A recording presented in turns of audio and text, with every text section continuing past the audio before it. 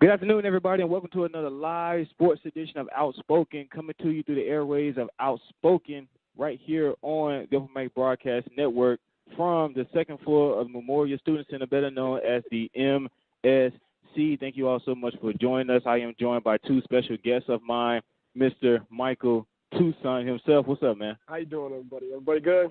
And it's like they can respond to you. I know, right? I just thought about what I was thinking, and then it played back. I was like, oh, no. That's strike number one already. Hey, yes, you already started off on a bad foot, Michael. I hope you can redeem yourself. And as always, my partner in crime himself, Mr. Clifton Monroe. What's going on, man? I'm doing great. Clifton. Man, you back another week, man. You yeah, are like I know. a regular here on Outspoken, man. I told him, man, don't take this the wrong way, Michael, but I just may have to give him an Outspoken T-shirt, a hat, some socks, or something, man. I just might have to. He's a regular here, man. He comes every Monday, every Thursday, no matter what time. We done had different times here on Outspoken. We done went on at 7:30, 6 o'clock, 4:30, and he's here every time. I'm sorry. I mean, if I had time. That's not my problem. I'm sorry. I don't know what to do about that. Let's get the show started, please. Let's get the show started, please. Let's get the show started. The call-in number is 469-474-9370. Again, that's 469-474-9370. A lot of things to talk about today. We have a jam-packed show for you today. So I want to kick things off a little bit with the NBA before we get off into the NFL. Now, this wasn't on the list that I gave to you guys, but this is something that I found out about this morning. I'm sorry. But former NFL Commissioner David Stern himself suggests that the NBA should uplift its marijuana ban. In other words, he feels that the NBA should allow players, to smoke marijuana whenever they please, no matter what. It should be legal. There shouldn't be no restrictions on it or nothing. And I see you brought a couple of guys with you, and one of them gave me the thumbs up that should happen. But, obviously, I got a lot of things to say about it. I do too. That's so I let the guests on my show go first. Okay. So I'm going to start with you, Michael. So just the idea that he himself suggests that the NBA should uplift its marijuana ban. What do you have to say about that? I mean, I guess for the players who do, smoke weed, I guess that's good for them. But at the end of the day, we got to look back and think he's not the commissioner at this time. So you're talking about a guy who used to have that position making these claims. It's not doing anything to the NBA. I don't think Adam Silver is going to do anything about it. No, he's not. Yeah, definitely not. So he's not. Just for this to get, to reach the public and everything, it's just pointless because at the end of the day, we don't really think anything's going to happen out of it. What you got to say about that, Clifton? The fact that he feels that the NBA should uplift its marijuana ban. What do you have to say about that? I feel like medically speaking, it's great for them to have marijuana and smoke it. So, yeah. I mean, and I'm glad you brought that up, Clifton, because what I have to say here, and I want y'all to listen to this closely, that this has nothing to do with those that use it for medicinal uses, okay? It has nothing to do with that. I'm speaking directly for those that use it for recreational use. Just to use it, right? Just to use it. I am 110% against the idea. Wow. I am against it. One, it's bad for the product. Yeah. It's bad for the team. And it is bad for paying customers that have to come to an NBA game and watch their favorite player show up to a game high. Now, I understand I'm stepping out on the leadership by saying that, yeah, but you're trying to make a prediction that if they decide to legalize it, that players are going to automatically show up to the game high. Well, if you're thinking that, there have been cases, as you brought up, David Stern is not the NBA commissioner anymore. Not at all. He's not. He was from 1968 to 2014 before Adam Silver took over or something like that. There have been multiple reports when David Stern was the NBA commissioner that people were reporting to him that players were showing up to these games high. And this was before the NBA actually put a cap on marijuana, on the uses of marijuana as far as its players are concerned, everything like that. Once they got those reports, then David Stern and the NBA had to put a seal on the uses of marijuana by its players. So, and he actually reported that to Al Harrington during a documentary last night. So, if you know that, David Stern, and those incidents were actually reported to you when you were the NBA commissioner, how on earth are you suggesting that it should be okay when it obviously wasn't okay when you were the NBA commissioner? I don't know. I guess, fan backlash at that time was probably something. But nowadays, it's like a lot of people do smoke weed. It's like I can't say anything about it. Honestly, I don't know what to say about it. I'm completely against it. I'm completely against it. I'm completely against it. I can see why, because from just as an NBA brand standpoint, you don't want to think about the players smoking weed and everything. Yeah, and I hate to be a negative dude here on the show and everything like that, but at the end of the day, my faith in humanity is not there at the moment. Yeah, okay. When I mean that in terms of if I actually felt like players would be responsible with it and just use it on their own time and not show up to work high, then I would feel totally different about this. But for some reason, I don't think that's going to happen. I really don't think it's going to happen. If they do use it, then I feel like they're going to promote it for young people to use it and say, like, my favorite NBA player is doing weed, so I can do it too. And that's just a complete turnaround. Now, that's just it's not good for anybody. Yeah, this wasn't a good look. This wasn't a good look at all. It's not a good look for anybody. Yeah. Now, I know some people like to, compare that to, what we promote. They promote alcohol on TV and stuff like that. And, there's been multiple cases of people, getting arrested for DWI, but you never hear anybody, I don't even know what to call it, DMI, the driving while smoking marijuana. I don't know what you would call it. Like you'll never hear nobody in those type of reports, but nonetheless, I personally don't feel like it's good for the product. Yeah. I don't feel like it's good for the product. I'm not just talking about marijuana just regular, smoking weed just regular. Whatever you want to do in your own time, that's fine, but I'm talking about as a professional. I don't feel like it is good for the product. Yeah. This is the first thing I can say I agree with you about. We got a long show. We do got a long show, but you may be agreeing with me on another cases too, but we'll get to that when the time comes. So we're going to keep the show rolling again. The call-in number is 469-474-9370. We should be hearing from my good buddy JT Barrett of the Takeover Podcast down in Houston, Texas, a little bit later on in the show.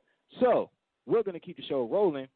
Cam Newton himself walks out of another press conference.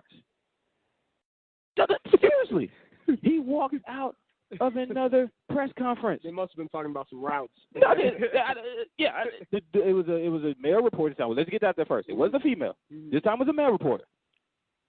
Asked him about chunk plays. Now, I listened to this tape over and over and over again because I actually tried to figure out, okay, the audio was kind of bad. I was like, what exactly is he asking him? And as I kept listening, all he basically was asking Cam was about, chunk plays. In other words, big plays. You had big plays against the Patriots and other teams and stuff like that. Are you guys going to be able to keep that up moving forward? And then his answer was, next question. Waited about 2 seconds and then walked out. Right in the middle when a reporter was about to ask another question, he walks out. So, are we starting to see the lack of maturity from Cam Newton? It's great. I think it's really childish. Like at the time, I think it's really childish. You're signed up and you're the starting quarterback for. You're supposed to be that guy of the Carolina Panthers, and you go up there and you don't talk at all. You ignore these people and you come out and you try to perform for them. I don't see why you would do that. I'm always questioning. I never really liked Cam Newton. I'm gonna put that on the table. And I hate to say it. Ouch. I hate to say it. I just never caught why everybody is so crazy with him. He had one good year. Congratulations. Everybody give him a slow clap. You know what I'm saying? But I don't. I'm gonna adjust that point in a minute. I'm gonna break that down for you in a minute in terms of his great season. Well, it ain't about numbers because there's a lot of other detailed things surrounding that. Okay. In terms of why he really only just had one great season that led him to the Super Bowl, even though he lost, but that's still nonetheless. But I'm gonna address that in a minute. Okay, we were gonna talk about that. So what you got to say, Clifton? I feel like that was unprofessional for him to do, to just walk out and not have any comment at the end of it. I felt like they thought that something was wrong with him. Like he left because he had something else more important to do than the press conference and stuff like that. Yeah, I really want to get down to the bottom line of this. Seriously. I don't know what to tell you. Because what happened the previous time with the female reporter in terms of the sexist comment when she asked him about routes, I had my comments about that. Then he don't show up for about a week. He don't do any press conference at all. He goes online. He makes the apology, even though he technically did not apologize to her specific. He just apologized. He just made it general, and he just apologized to women altogether. But he never specifically apologized to her. But that's neither here nor there. So he misses a full week or so of press conferences. Then he has another press conference actually being asked about football, and he completely ignores it. I really want to get down to the bottom line is because I'm going to say this. As a professional, he honestly could be asked about more personal questions than what he's being asked about. What I mean by that is, there's a lot of reporters out there that's going to ask you some wild questions about your personal life, whether it be your girlfriend or your kids or anything like that. Anything that has nothing to do with football. At the end of the day, Cam Newton is a professional. This is his job. Along with your job, it's not just me just showing up on Sunday to playing football. You have to talk to reporters. You have to go to press conferences. That's part of your job.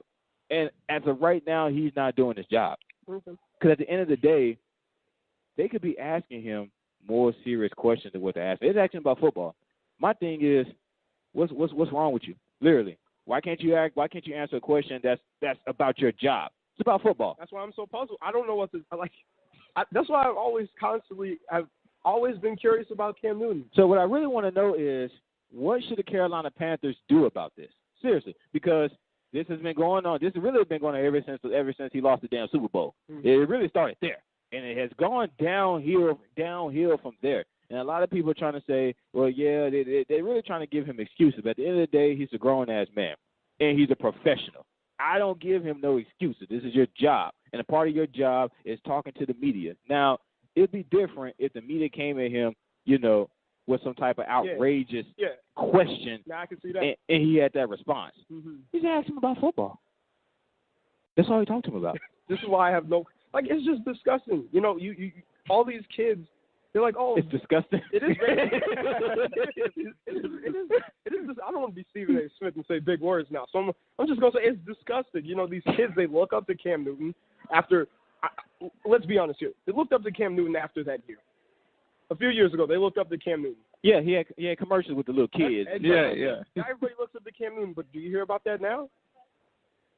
I'm going to tell you, for a man who had just a lot of fans following him, he's not looking like a great role model at this time right now. Because at the end of the day, as I mentioned before, it's more to it than just showing up on Sundays and throwing touchdowns in terms of making you that ideal role model. It's what you do off the field and everything like that. How people perceive you, and what he's doing with the media is not right. Exactly. At the end of the day, you need to grow the hell up. I'm sorry. I hate to put it that way.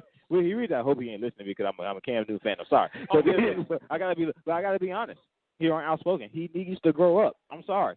There's no other way that I can put it in terms of his behavior towards the media. I had no other way to put it.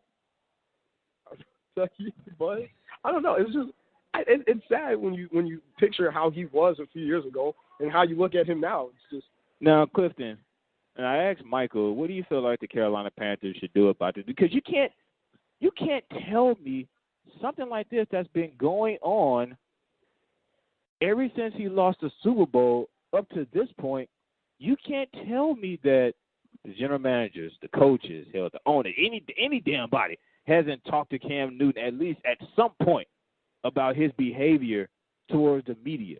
So, and we're still seeing this pattern right here. So I really want to know, what do you think that Carolina should seriously do about this? I think they should tell him if he wants to go out there, he should. But if he doesn't feel like it, just stay in the locker room instead of embarrassing them on public television. But there's got to be another way. I'm sorry. This is not middle school. This is not high school. This is not college.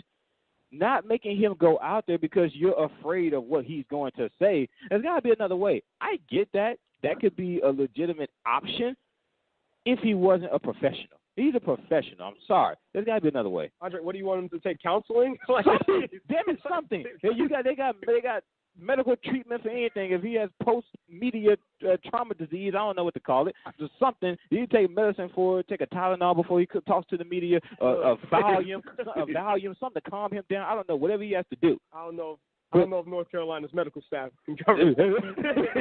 It's got to be something. There's got to be another way. And I feel like they tried that.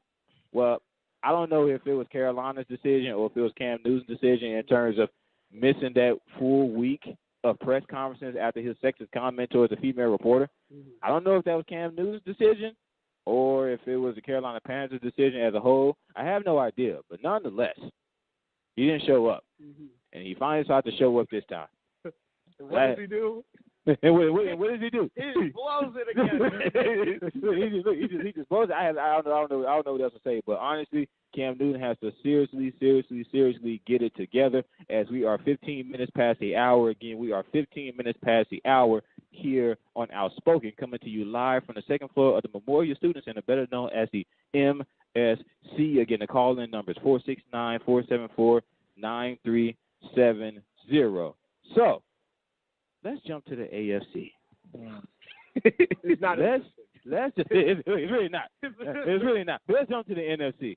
Let's jump to Pittsburgh's wide receiver Martavis Bryant. This guy has been seriously unbelievable. From over a week ago to actually wanting to be traded, they decided not to trade him right now, which honestly I agree with that decision. And his outrageous behavior now is being demoted to the practice squad. And then on top of that, he won't even play. He's not even playing this Sunday against Detroit. Yeah. He's not even playing.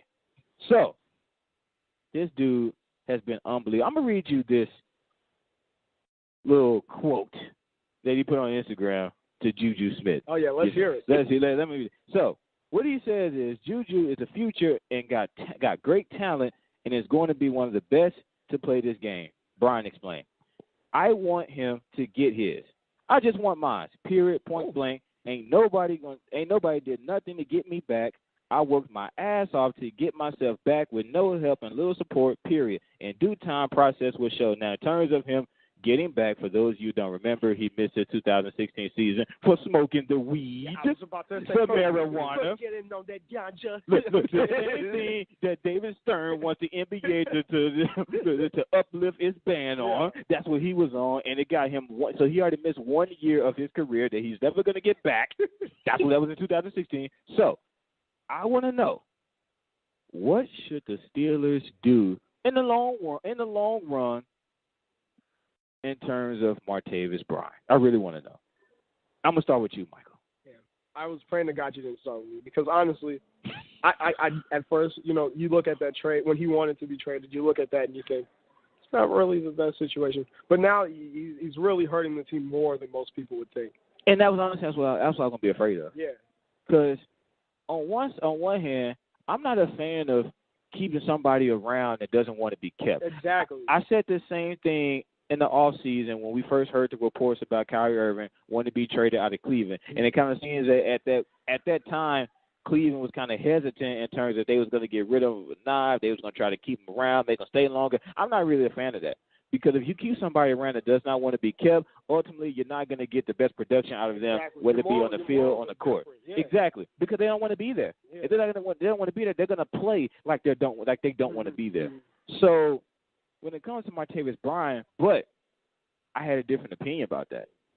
Because my first mind was, they need to get rid of this dude. He don't want to be here. Exactly. Let's just get rid of him. Mm-hmm. But at the same time, I started thinking,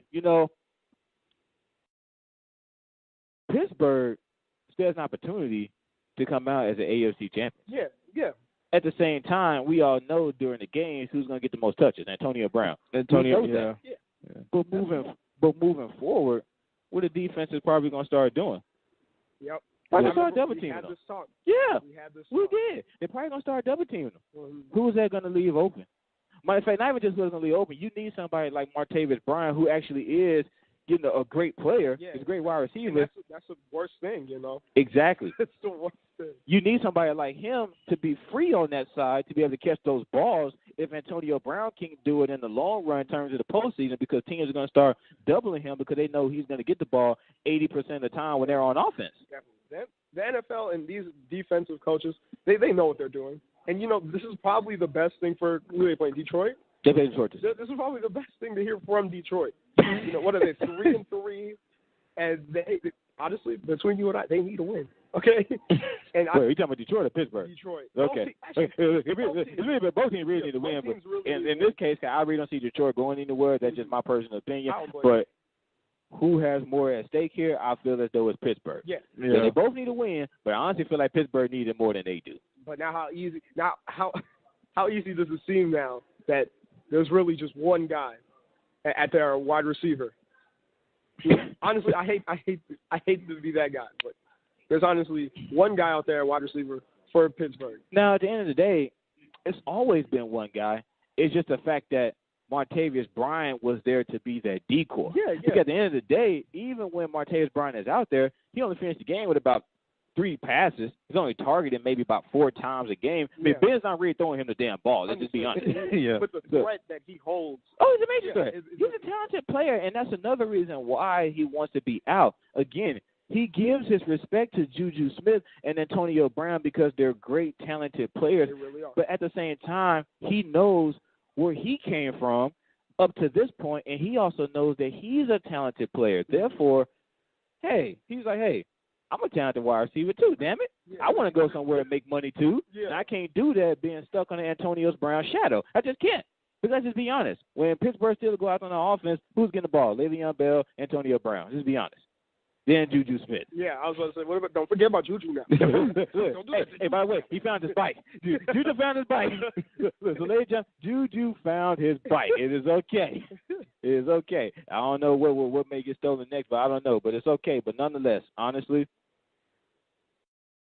Mike Tomlin talked about this, to the media, and they asked him. They said, what are you going to do with Martavis Bryant? He's honestly, if you don't call him a cancer now, he's becoming a cancer to your organization. Mm-hmm. And moving forward, this could be a huge, huge problem.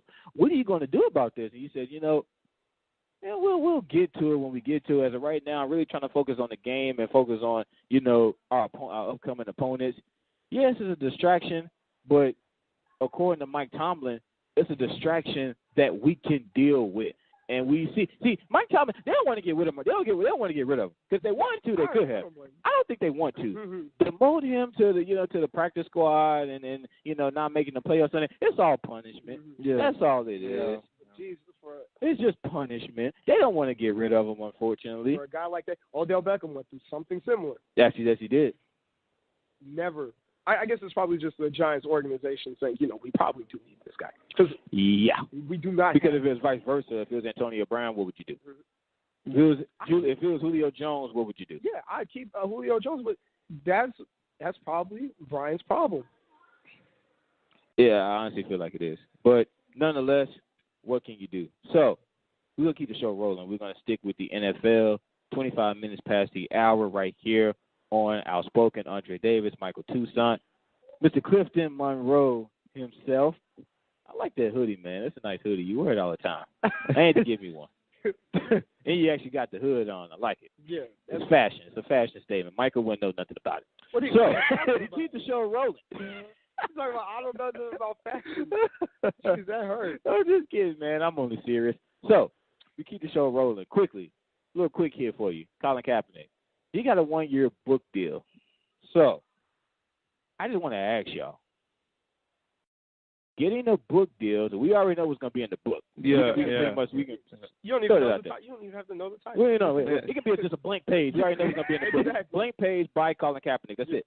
So since we already know what's going to be in the book, we already know what his movement is, what he started last year in 2016 back in August, writing a book, is this the best way for Colin Kaepernick to get his message out there?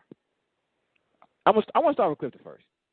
Clifton, I believe the best so. way? Yeah, I believe so. Why is that? With the book, he can get a broader audience other than the NFL, and he can get people that don't really watch football and figure out what's going on in the NFL with him and him kneeling and stuff like that. So I like that, Cliff. I do, but here's my thing. You're only the audience you're going to attract is, I don't want to say necessarily the audience that you need, but you want some of the youth in there. I haven't read a book since freshman year of high school. Okay, I'm going to put that out there. I haven't read a book since my freshman year of high school. I'm not going to check out a book. I'm not going to buy a book. It's pretty brave of you to state that here on the air, man. I appreciate it. We have over 2,000 listeners, so I appreciate you stating that on the air. Michael Toussaint does not read books, okay? And I still got a pretty good GPA. Who's asking? I ain't mad at you. Go ahead. Here's my thing. For the youth or for people like myself, you're just not going to attract that. Well, actually, I think probably his name might, but you're not going to make the extra effort to go get a book. You see what I'm saying? Mm-hmm. Not the youth. Probably the older, those people over 35 or such. Well, I don't know, Michael. I mean, you talking about, so you're trying to talk from a youth standpoint. Yeah. I really think it's more than just a youth standpoint. Now I'm just trying to say that youth don't matter. Mm-hmm. But at the end of the day, I feel like once the older people are behind him in support, I honestly feel like the youth are going to follow suit because that's ultimately who the youth look up to, So, for example, let's just throwing it out here. Let's say my father is a Colin Kaepernick fan in terms of he believes in his movement and everything like that and the kneeling for the national anthem and et cetera, et cetera. And he goes and buys Colin Kaepernick's book. Now, if I actually am a person who looks up to my father and I actually know about Colin Kaepernick and what he stands for and everything like that too, I will honestly argue that a person like me will actually follow suit in my father's footsteps, who is an older person, and go support Colin Kaepernick in the movement because I see somebody in front of me doing the exact same thing. Okay. So wouldn't you already say that this kind of like Colin Kaepernick's argument, if you will, is kind of 50-50? You're either for it or you're against it? Yes, unfortunately, yes. Because, and that's honestly, it became 50-50 once the message was hijacked by Donald Trump and Donald Trump supporters in terms of reversing the message and making it about the flag, the national anthem, soldiers, and everything like that, when ultimately the movement had nothing to do about that. It was about social injustice, police brutality and everything like that, racial inequality. That's what the anthem, the protest was about. Had nothing to do with the flag or the soldiers and everything like that, and patriotism and everything else they're trying to call it. So in my opinion, once Donald Trump hijacked the message and tried to reverse it and make it more about that, that's when I honestly feel like it became more 50-50 in terms of, okay, now you got to pick sides. Yeah, you're either for it or you're against it. With that being said, that already cuts off part of his audience. You see what I'm saying? I honestly, and I get what you're saying.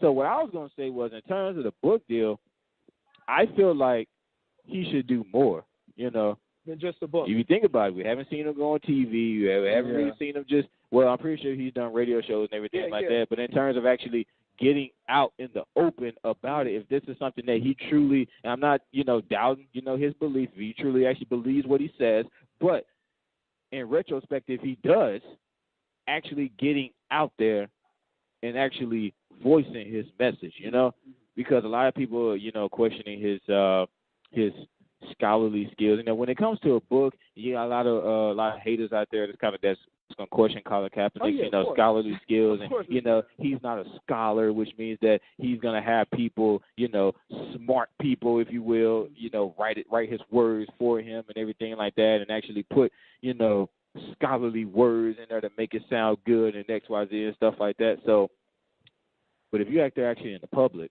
and in the media, people have no choice but to listen to you. It's coming from your own words. Listen to you as far as what you got to say. See, and that's another thing. People are always going to find a reason to hate somebody. We will never know who. It's going to say written by Colin Kaepernick, but we would never know. Honestly, you and I would probably never know. I mean, we never would know. I mean, let's just be honest. Not all scholarly people write books. Exactly. They're not there, so we don't even have to really just, front on that because that's not true at all. Not at all. But when I first heard about it, I thought it was a good idea. I just hope that there's more beyond that or before that, before the book actually comes out. I want to see a movie. Yeah, I would love to see a movie. Oh, man. Colin Kaepernick movie. That would sell out. That would sell out. I'm telling you this right now. Get Michael Toussaint to play Colin Kaepernick. That would be the best. I will win it. Oh my God. I win an award. I swear I win an award. You don't believe me? And that gain about 100 pounds. I'll be that guy. Yeah, the best war for a man who will never get a job in this field again after that movie comes out. So, on that note, we're going to keep the show rolling 30 minutes past the hour here on Outspoken. We're going to wrap up the NFL with this one particular question that I had for Michael on our way to the library yesterday. Oh. It's not that. We're still in the NFL. Oh, this is Trust me. We're going to get to that. Oh, I need to pull it. We're going to get to that. Yeah, you pull up the stats. I want you to. So, if you had to choose between Carson Wentz, Dak Prescott, Mitch Trubisky, or Deshaun Watson to start your franchise with as of right now, who would it be? Now, we talked about it yesterday. Yes, we did. I might change my mind. Go ahead. This is what the show is for. Go ahead. Change my mind to Deshaun Watson. You didn't change your mind. You didn't. Okay, so we got Deshaun Watson for 2. Then we got Deshaun Watson me, Deshaun Watson you. Clifton, who you got? He gonna say Deshaun Watson. He's gonna have to say Deshaun Watson. Oh yeah. He's making y'all season relevant right now. Let me just throw that out there. We have a better record than the Giants. Hey, Cliff, this is not what it's about. Yeah, well, I just want to make that clear. Yeah. I could do a whole show about New York. I ain't even gonna do that. I ain't just talking about the Giants. I'm talking about your whole college. College. I'm talking about the New York Giants, the New York Jets. Hell, the Yankees couldn't pull it off, make it to the damn World Series. I mean, hell, you couldn't beat the damn Houston Astros. Now they got to face the LA Dodgers, which, by the way, they won. They won, yes. Yeah. But we're gonna get to that later on the show too. I saw the game. It was an excellent game. It was a ridiculously well. LA Dodgers should have put them away, but the Astros not only made it into a game, but they came back and won. Lord have mercy. That was great. See, that's my problem. I missed too many innings. I watched it from beginning to end. You had to. There was no way you couldn't not watch that game. It was excellent. Well, what if you have rugby practice, buddy? And then I used to play rugby now. That's it. Y'all are the truth. I'm just tell you that right now. No pass, no helmets, no nothing, and y'all still tackling, and I still look good.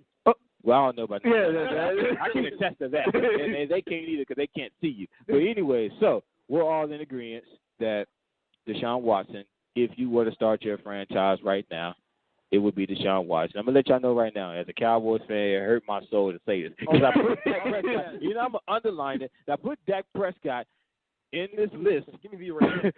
No, you're not. I put Dak Prescott in this list on purpose because I'm a Dallas Cowboys fan. And honestly, it hurt my heart. It hurt my heart to say this. I get a bad taste in my mouth every time I say it. In terms of a quarterback for not even just Deshaun Watson, but just somebody who's quarterbacking for the Houston Texans. Wow. To say that I was I said it. Wow. Don't do that. Y'all were going through quarterback troubles like no other before you finally lucked out in the draft and got Deshaun Watson because teams like the Cleveland Browns and the New York Jets didn't pick him up. They passed up on him. It's stupid. I know they're feeling dumb right now, but y'all got lucky. And when y'all saw Deshaun Watson on that list, well, y'all snatched him like it was real quick. It was real quick. So it really hurt my heart to say that. Dallas fans. I love seeing Dallas fans mad. It hurt my heart. We're awesome. I know we're awesome. We're very awesome. We can't help it. Not this year. We're the truth. Not this year. We're the truth. Sorry, I can't help it. So we're in agreement. Deshaun Watson, everybody, you will start your franchise with. All right, you know what? Let's break it down a little bit. Since we're all in agreement, we got Deshaun Watson at 2. You need a backup quarterback. Not just saying they'll be the backup quarterback. Just going in order. We have to. He just wants to say Dak Prescott. No, I'm not even that. But since we all agreed on it, it was too easy. So, Deshaun Watson, number 1. Who would be number 2? We're just gonna put them in order in terms of like who you would start your franchise with. So we already know number 1. Now, who would be number 2? You know I'm gonna say it. Boy, that white boy from Philadelphia. Carson Wentz. That is the guy. Yes, right there. that would be my number 2. I know you guys. And guess what? He's in our division. He's in our division. He's in ours too. That's a Cowboy. He's in ours too. I know. I've seen him play. I know you've seen him play. Yeah, I know Clifton. Yeah, I'm Michael. He's good. I'm saying he's good. I got it. He is good. Number 3. We are. It hurts me. Yeah, Dak Prescott. You know what? Let's break this down a little bit. Let's break it down because I want to get to the damn bottom line. I can't help it. So, out of nowhere, let me just put this out there. I get it. Carson Wentz. He's great. He's been phenomenal this year. Let me say that. Whoa. This year. His rookie year wasn't anything? And I'm not saying that he was just straight trash and he's not having a Mr. Trubisky rookie year. I get that. He ain't playing. He's not playing like the way he's playing right now. I hate the fact that I even put him in this lineup, but he's a rookie quarterback, so I had to. Mm-hmm. You're wrong for that, though. I had to. I'm sorry. Yeah, I had to. I couldn't help myself. Him and Deshaun Watson were in the same draft class. I couldn't help it. But Carson Wentz is having a tremendous season this year thus far. He is. But I don't like the fact that, because honestly, I kind of hesitated when I said, now, don't get me wrong, Carson Wentz was my pick too, but I hesitated a little bit. I didn't sit up there, I ain't going to sit up there and say I didn't analyze Dak Prescott himself. You didn't even do that. So I want to get to the bottom line. Why on earth, just without even thinking, you just going to select Carson Wentz, who's having a tremendous season this year, over Dak Prescott, who did it last year? And we can always agree that Dak Prescott had a better year than Carson Wentz did last year. I'm not even talking about wins. I'm talking about the performance, too. We can agree on that. No, we can agree on that. Tell me right now, Philadelphia's wide receivers from last year. I said we. They do not have a Des Bryant, and you know it. Honestly, no, don't do this. I'm not even going to speak highly on Des Bryant, a wide receiver who can only run 2 routes. That just throws out there. Des Bryant can only run a fade route and a slant route. That's it. That's all he can run. His deep comebacks? Yeah, no. He drops them. Not all of them. He drops them. It is sad to hear you say that. You know that? I watched the game, and it pisses me off every time. This is sad to hear you say that. He drops them. Keep going. Them comeback routes, them hitch routes. He drops them. He drops all of them. Hits them right in the damn chest and drops them. That pisses me off. So, he can only run 2 routes effectively. So, I'm not even going to throw in Des Bryant in the equation. Look at Dak's offensive weapons, even with his offensive line. I'm saying that he really don't have this year. Hey, guess what? He still has offensive line. Don't really have it this year. Honestly, I'll actually argue that Philadelphia's offensive line is actually playing a whole lot better than Dak's offensive line. I can honestly argue that. I thought we were talking about from rookie year to now. I mean, Philadelphia's line last year wasn't bad. They seriously improved, but they were bad. Your run game, Philadelphia's run game will never go. Are we talking about the damn run game? Or are we talking about Carson Wentz and Dak Prescott? Okay, let's go back. Running backs ain't in the damn game. We're throwing the ball now. All right, now go. We're throwing the ball? Yes, we're throwing the ball. The reason why I picked Carson Wentz, and you said it yesterday, I'm quoting after you. This is why you shouldn't have. I still picked Carson Wentz. I'm just saying I had to hesitate a little bit. Mm-hmm. You didn't even hesitate at all, as if you're just neglecting how great Dak Prescott is. That's my concern. Because it's like you did you even ask this question? Be honest with me. Did you even think about it? Yes. No, you didn't. Don't do that. Don't do that. No, you didn't. You didn't even think about it. Let me tell you something, we had lunch yesterday, okay? And you killed it for me. You killed it for me talking about the passes that Dak Prescott throws. You remember that? I do remember that. Okay. You're the one who told me that Dak Prescott throws these 7-8 yard passes. But if you're gonna quote me, Mike, with whatever your name, if you're gonna quote me right. I mentioned Dak Prescott and the fact that he doesn't throw the ball downfield, but I also said that that's not on him.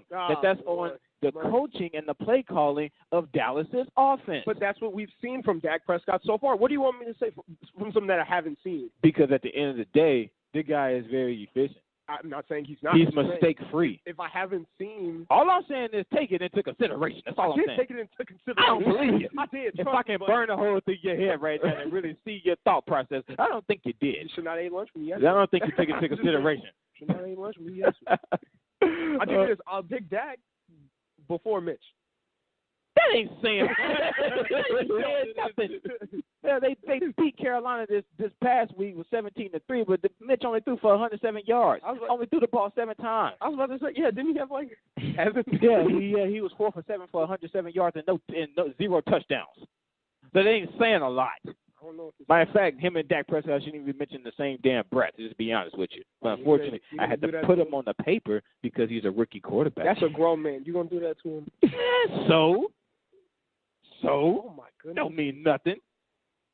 You are so disrespectful. How am I disrespectful? Like every other Cowboys fan I know. It's disrespectful to put him in the same breath as Dak Prescott. That's disrespectful. I hope he's listening because that's just rude. That's really rude. Hell, Mr. Trubisky would agree with me on that one. Himself will call into the show and say, you know what, you shouldn't be talking about me and Dak Prescott in the same breath because I ain't on that level yet. And he's only been in the league 2 years. I've only been in the league 1 year, and I'm staying on that level yet. All right. You lucky we got to move on. We got to move on. Let's jump into the NBA, shall we? This is what I Let's wanted to jump into the NBA. So we're gonna get to what we were arguing about for nearly 2 hours yesterday. 2 hours, guys. And we don't have that much time here on the show today, so get your points out and wrap them up quick. But before we get into that, Lonzo Ball and the Lakers get the W in overtime against the Wizards last night by the score of 102-99. It was an excellent game. They won in overtime. So, I want to ask you, is it safe to say that Lonzo Ball won't be a bust in the NBA? I'm going to start with you, Clifton. Go ahead, Cliff. I'm going to start with you, Clifton. I'm tired of hearing Mike's mouth. I know you are. I'm going to go with you, Clifton. Is it safe to say that Lonzo Ball would not be a bust in the NBA? I'm going to say no. Oh. I'm sorry, Clifton. I don't think I'm hearing too well these days. He's a regular. He's a regular. Stop it. Stop it. Don't you do that. I'm getting him an outspoken T-shirt, okay? He deserves it. Don't you do that. No, I'm sorry, Clifton. Can you repeat that again, man? You know, the airwaves here are not really circulating. I said no. Huh? I said no. It sounds like you're saying no. You're saying no. So it's not safe to say that.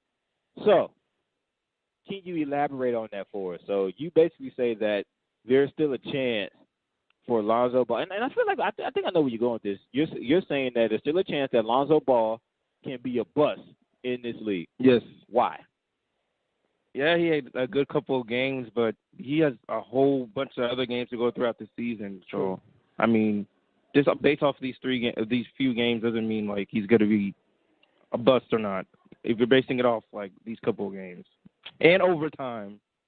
Yeah, overtime in the game that. Yeah, he had 10 assists, though.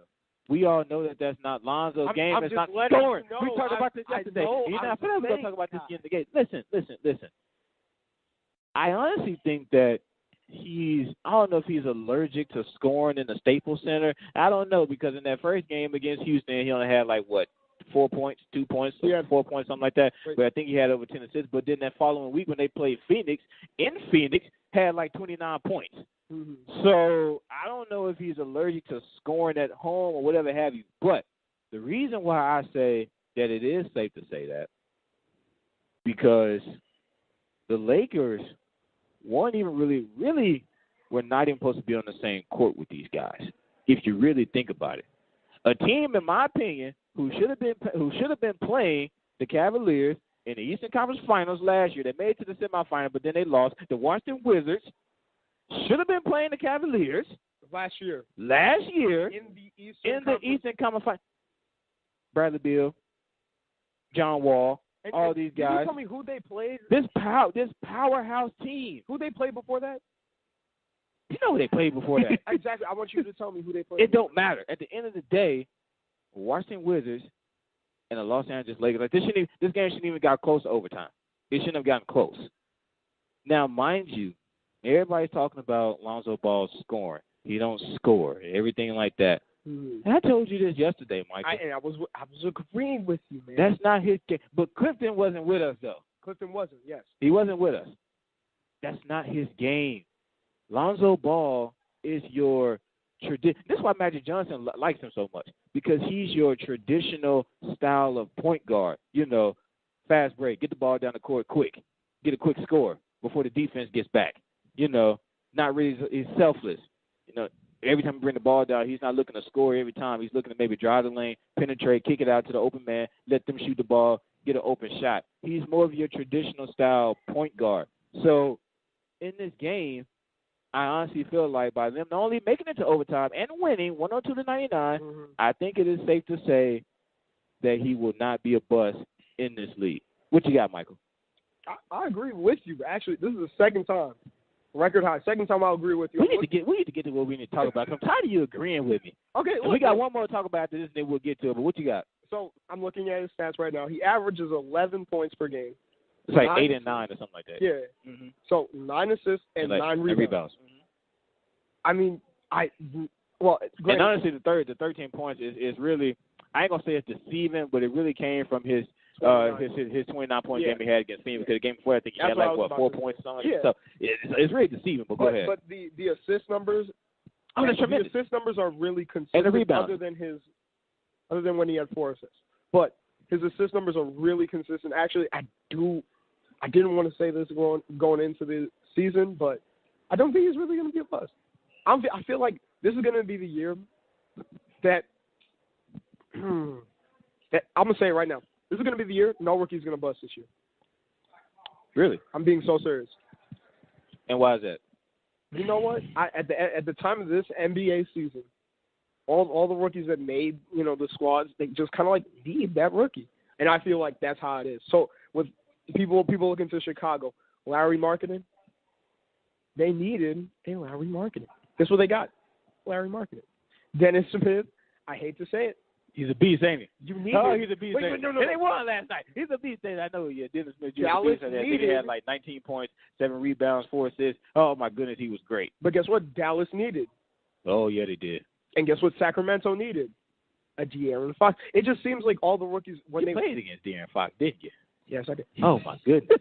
How was that? Next, can we go to the next? Oh, did you say he dropped about 40 on you? 44 points. Dropped 40. God! And it wasn't just on me. It was. Hey, but you know what? Not too many people can actually say that they played against an NBA player in high school. So you know what? For that, now you ain't famous. I ain't gonna call you famous, but I'm Michael too, son. Did you score? Did you score on him? Don't be honest. I hit free throws. He fouled you. You drove to the lane. He fouled you. No, he didn't even foul. But honestly, y'all, I honestly feel like I feel like Lonzo Ball would not be a bust. I mean, honestly, everybody talking about Lonzo. Can we really get on John Wall in that game? Can we please? How many turnovers did he have that game? I mean, hell, he had I think he finished like 18 points, but hell, he was barely shooting 30% from the field. Really? I mean, Bradley Beal did his thing as always. Where the hell was John Wall late in the game? Where was he? Nowhere to be found. I'm sorry. And this is the same guy who got on Twitter, and said, you know what? I'm going to give it to Lonzo Ball for 48 minutes. I'm going to give him the business. Oh, shut up. He didn't do nothing. And honestly, I'm a John Wall fan. Are you really? That's why I'm so upset. Because I feel like he's one of the most underrated point guards in the league. I really do. So I'm a John Wall fan because he's tremendously talented. So for him to go out there and play the way he played against a team like the Los Angeles Lakers, who shouldn't be on the same damn court with them, they shouldn't. This young, unproven team that is the Los Angeles Lakers should not. I mean, Brandon Ingram finally showed up for the first time. It only took him 5 damn games into the season. No, it took him a season and 5 games. That's true. It took him a season and 5 games. It's really true. So, nonetheless, I was very disappointed. I was more excited about the way that the Lakers were playing, but I was more disappointed with the fact that they were just giving the damn game away. Buddy, I don't know. Look, I was actually going in, thinking not exactly a blowout, but at least a 7-8 point game. Washington runs away with it. So it's safe to say Lakers making the playoffs. We can already say it. We can already say that now. I'm sorry, buddy. They're making the playoffs. No. Yeah, but yeah. I know. Your friend said 6 seed. I'm saying 7 and 8. I'm sorry. I'm going 7 and 8. I can't put him at 6 yet. Not 6 yet. I can't put him at 6. He's not counting 7 Memphis. and 8. Everybody counts out Memphis. No, I can't count out Memphis. I'm not counting out Memphis. They're going to be the 7 to 8 seed. We'll see. Maybe within give me about another 20 games. That's what you said about. Didn't you say that? You said that yesterday, right? Yeah. It takes about 20 because ultimately you really need about 45 to 50 games to even be considered. Yeah. So I say they already played about 5-6 games. Give it about another 20, 25 games, then I'll come back and see. Okay. So let's keep the show rolling because we're running out of time. Okay. Now, quickly, Eric Bledsoe wanting out of Phoenix. A couple of days ago, he tweeted, "I want out." Now, the general manager himself, he told the general manager that he was at a hair salon at the time, and we already know how bad the Phoenix Suns are. They're horrible. Pretty bad, but the There is some potential. Don't do that. Don't do that. Don't do that. There's only really one person in particular in terms of their potential. His name is Devin Booker. Josh Jackson? Don't do that to Josh. Please. Do not do that to Josh. Please. You're going to sit up here and say the Phoenix Suns have potential? What potential? Well, you know what? I'm sorry. Everybody has potential. Everybody has potential. Let me restate that. Everybody has potential. Okay. Where the hell does that leave you, though? The bottom line is... It could lead you to the, championship. Let me tell you this. Golden State Warriors. You forgot what conference the Phoenix Suns are in, right? Did you forget that? Did you remember how good? Did you forget that? No, I did not. What conference are the Phoenix Suns in? In the West. They have no damn potential, okay? They have zero. They're not making the playoffs. It's not happening. Okay. And you know what? They take 8 teams. They won't be not now one of them. I'm not saying now, but give or take 3+ years. Yeah, exactly. Give or take 3+ years, you're going to see him. You know who you're going to see. You know how many games they won last year? You know how many games they won last year? I know how many games they won last year. This is like a wild guess. 28. That's actually a good guess. I think it's like 25. For real? That was a good guess. So you know what? At the end of the day, it don't matter. All right. I know Eric Bledsoe wants out of Phoenix. Okay, now that's his mind. Now I don't know why he had to lie to his general manager. I have no idea why he had to do that. But nonetheless, the general manager was not buying it, okay? He told the general manager, oh, no, I was at a hair salon. It was on a Sunday. I thought hair salons were closed on Sundays, but I don't know that. He told the general manager, I was at a hair salon on Sunday. I was at a hair salon when I made that tweet. But still, I don't. Okay. Hair salon? That's what he said. I'm quoting him. He said he was at a hair salon. It was on a Sunday. So nonetheless, he wants out. Now, there's been talks about where he should go. So I'm going to ask you. I'm going to start with Clifton first. No, ask me. I'm going to start with Clifton first. I'm going to start with Clifton first. No, because I know one of the teams you're going to say, and I actually got on my list too. Fine. But I'm going to start with Clifton first. Where do you think Eric Bledsoe should go? I'm not just talking about just any team that needs a point guard, because there's teams like that too. I'm talking about a team where he can actually benefit from and actually make that team better. Shut up, Mike. Go ahead. I'm going to say he should go. The Bucks. And I only have one team. Cliff. Can I say mine? Well, I know your team. You just said it. No, No, my 2. What you got? You know what I'm gonna say.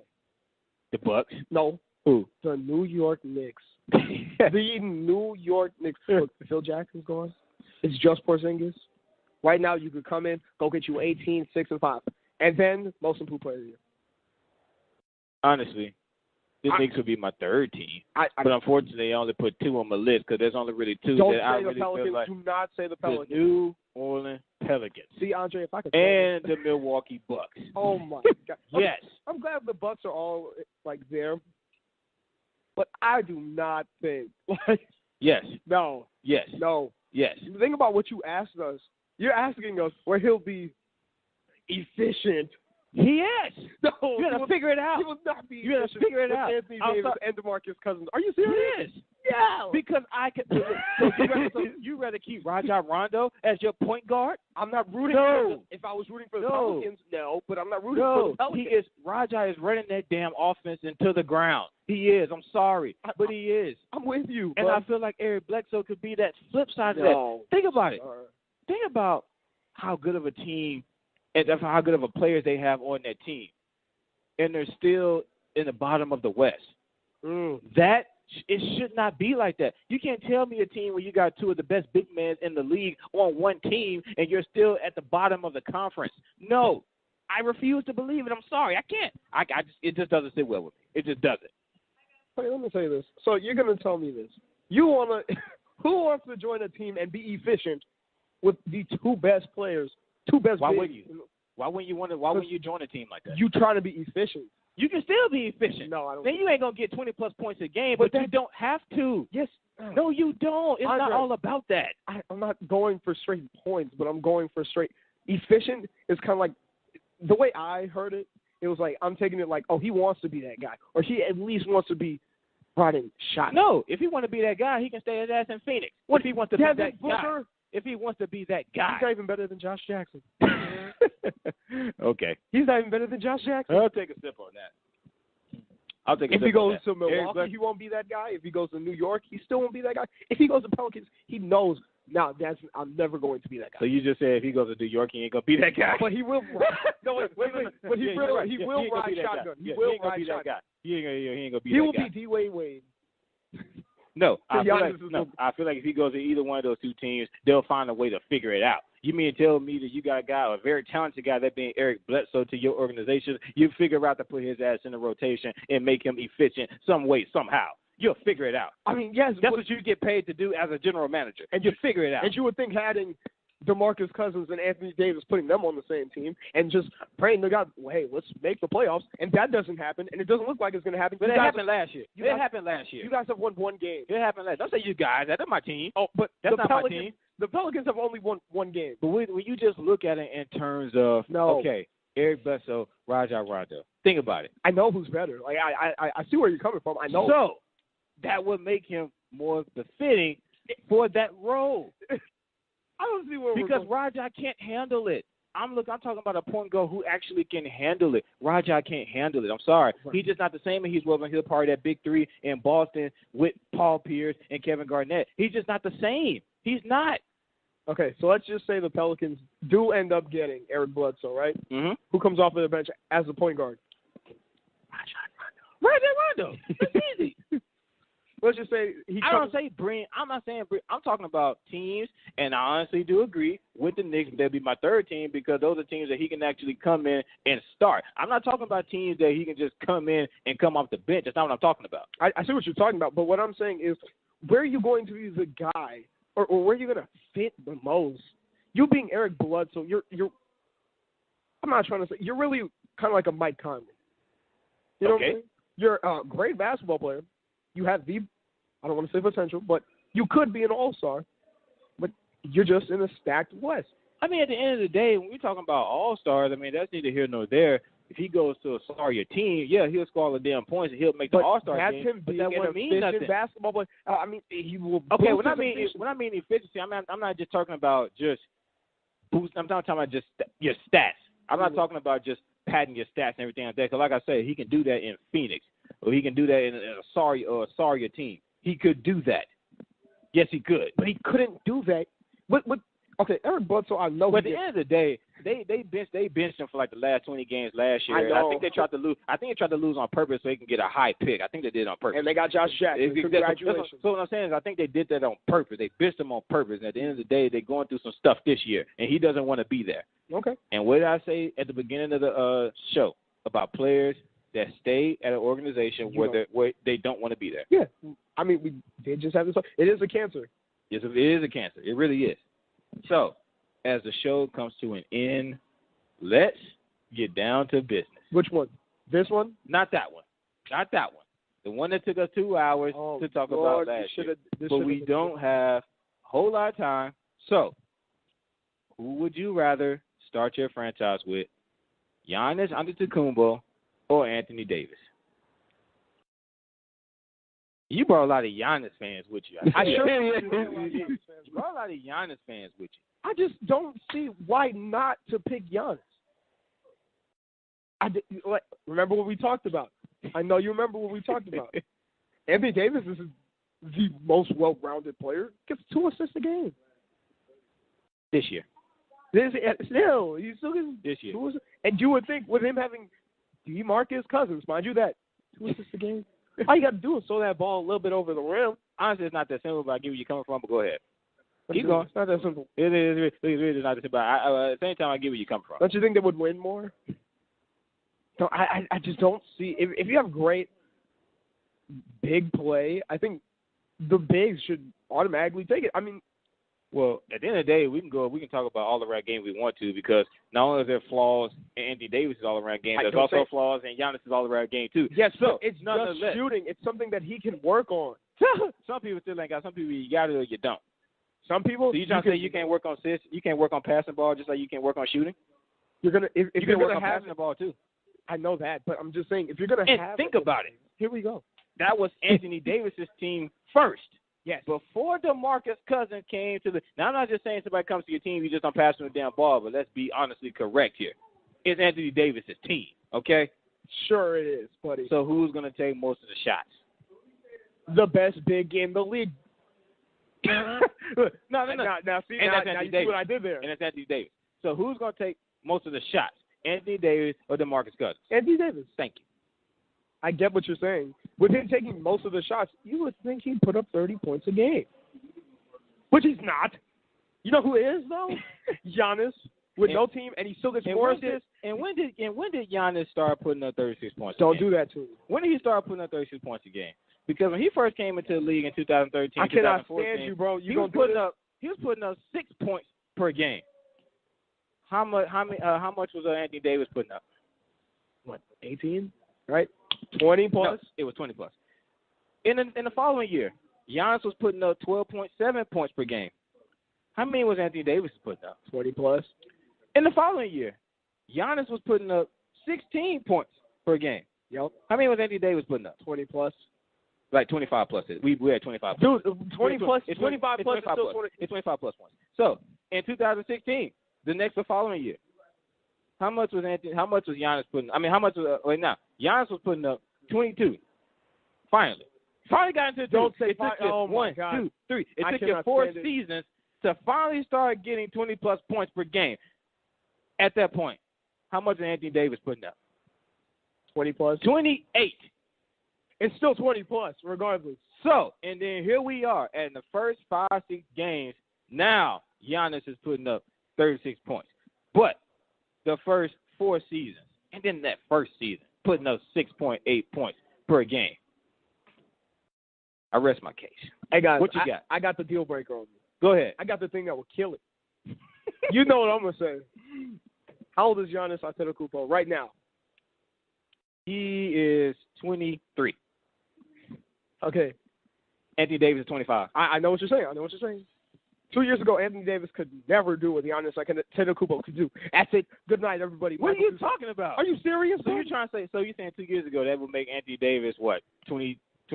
Yes. So the same age as Giannis. He's not putting up 30 plus points a game. So you're gonna bank this off of one beginning of a year that Giannis is having. I see it consistently, buddy. I will see it consistently. Giannis has no team. It is the Giannis Antetokounmpo. It is the Greek Freak show. And that's what I said yesterday. He has no damn team, which is why he has to score 36 points a game. Because if not, the Milwaukee Bucks won't win. Because he has no team. I don't care. Exactly. 2 years ago, exactly. Anthony Davis did not even have a team 2 years ago. You know it's true, and you know it's true. 2 years ago, Anthony Davis had no team. Yeah, the Hornets didn't have a team. I get that. But nonetheless, when it comes to who has to be that guy when they don't have a team, are you serious? At the end of the day, I start my franchise with Anthony Davis. Okay, we already done went down the list. Hell, you're tripping. You're tripping. When he first came into the league, he was there. Nobody knew who the hell Giannis was. I did. Nobody knew who he was in 2012 and 2013. Nobody knew who he was. I did actually. And we barely knew who he was. We started to know who he was last year when he got the nickname the Greek Freak, and now we really know who he is at this year. But at the end of the day, I just don't see how you can say that. At the end of the day, listen, I gotta go. We ran over time. I appreciate you all so much for coming to the show. For my main man, Clifton Monroe, Mr. Michael Toussaint, man, thanks for coming. Always good to have you on the show. Clifton, thanks for coming out, man. And I definitely want to thank you all as the listeners for listening to today's show. Unfortunately, we cannot get to all of our topics. We ran over time, but we will be back next Monday, as always, on the second floor of the Memorial Student Center, better known as the MSC, coming to you through the airways of the Upper Mike Broadcast Network. For Michael Toussaint, for Clifton Monroe, I am Andre Davis. Thank you all so much for listening, and we will see you next time.